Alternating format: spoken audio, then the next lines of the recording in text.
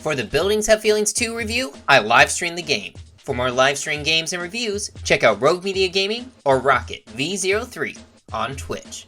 I'm just having a philosophical discussion on whether old buildings are the same as new buildings, you know? Like, if you have a ship and you slowly replace the ship with new parts over time, and after so much time has passed that you've completely replaced the ship with new parts, is that still the same ship? If you build new buildings with the same bricks from old buildings, are those new buildings or are those the old buildings just repurposed? Oh, we're getting philosophical with this review.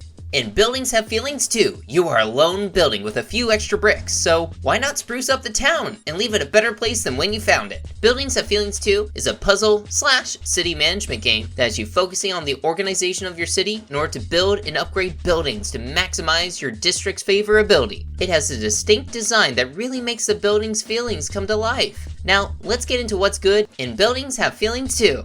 Isn't that right, everybody?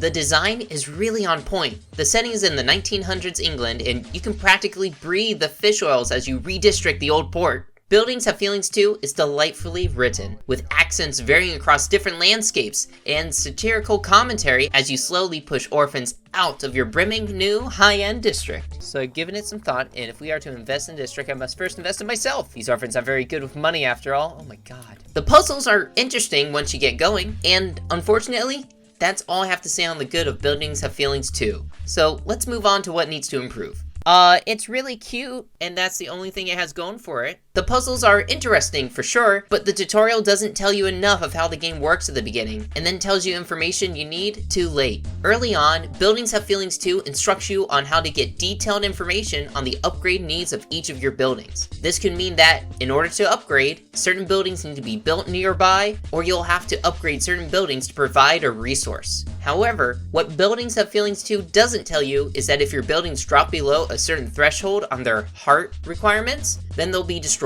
What those requirements are is pretty unclear. I wonder, does their upgrade go, because you need them to be next to certain things to like upgrade them, but I wonder if that goes away if I move them away from that. I'm so curious. All right. This leads into the main problem with Buildings Have Feelings 2, which is that the directions are unclear overall. There's chatter of a few buildings needing the help of the other side on the other side of the bridge. Cross the bridge. This is the bridge? Nope, that's not the bridge. It is a bridge, but it's not the bridge I'm supposed to. That's not the bridge! Where am I supposed to go? There's only two sides! Why won't you do I have to unlock this? That was not clear.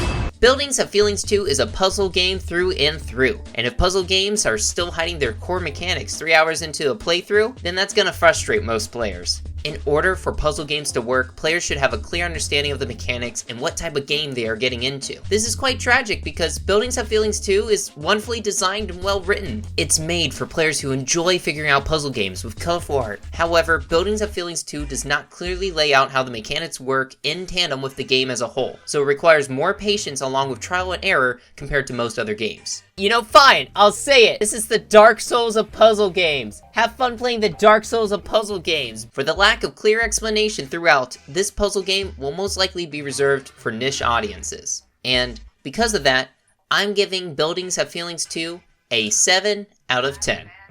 Buildings Have Feelings 2 was developed by Blackstaff Games and published by Merge Games and Maple Whispering. It is available on Nintendo Switch, PlayStation 4, Microsoft Windows, and Xbox One. Buildings Have Feelings 2 was live streamed on a PC, and a review code was provided for this report. Until next time, play like a rogue.